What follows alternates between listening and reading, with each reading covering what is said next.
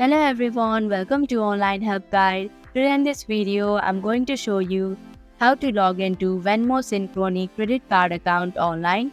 So without any further ado, let's get started. First of all, open up a web browser.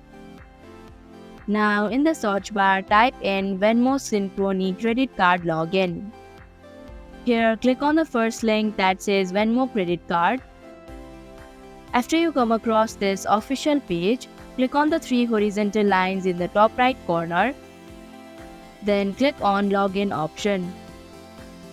Here you'll have to enter your email address, mobile number or username associated with your account.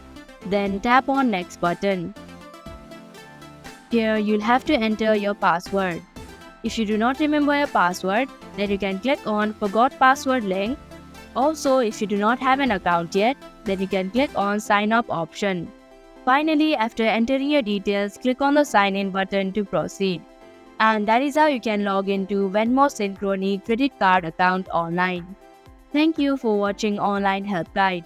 Hope this video was helpful. If it was, then hit the like button and comment down if you have any questions or feedback. Also, if you are new to our channel, subscribe and hit the bell icon so that you don't miss our upcoming videos.